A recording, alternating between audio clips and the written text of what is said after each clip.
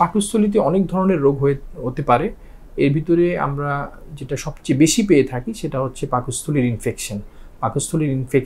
পাকস্থলীর আলসার, পাকস্থলীর ক্যান্সার, এগুলো হচ্ছে পাকস্থলীর রোগের ভিতরে অন্যতম। তো পাকস্থলী যদি ভালো রাখতে হয় তাহলে আমাদেরকে মানসম্মত খাবার গ্রহণ করতে হবে, আমাদেরকে পরিশুদ্ধ পানি গ্রহণ করতে হবে এবং খাওয়াটা টাইম মতো গ্রহণ করতে হবে। আমরা সবই মানসম্মত খাইলাম, সেটা যদি টাইম মতো না খাই, সকালের খাবার যদি দুপুরে খাই, দুপুরের খাবার যদি রাতে খাই, তাহলে পেটের ভিতরে আমাদের পেটে কিন্তু সবসময় অ্যাসিড তৈরি হয়।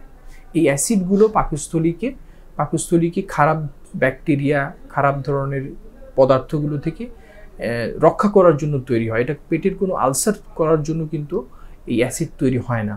কিন্তু আমরা যদি খাবার গ্রহণ না করি তখন এই অ্যাসিডগুলো তখন যেহেতু খাবার থাকবে না, এরা তখন দেখা যাবে যে আমাদের পাকস্থলীতেই ক্ষতি করবে।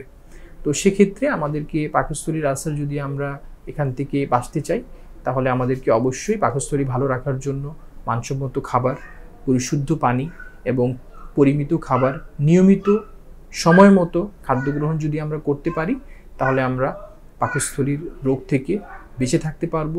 শুধু তাই নয়, বিশেষ করে ঝাল, ভাজা পোড়া, যেটা আমরা অনেকেই পছন্দ করি, এ ধরনের খাবার যদি আমরা একটু পরিহার করতে পারি। আমরা ঝাল খাবো কিন্তু সেটা কাঁচামরিচের ঝাল পেটের জন্য একটু কম ক্ষতিকর। আমরা কম পরিমাণে ঝাল খাবো এবং শুকনো মরিচের ঝালের পরিবর্তে আমরা কাঁচামরিচের ঝাল ব্যবহার করতে পারি।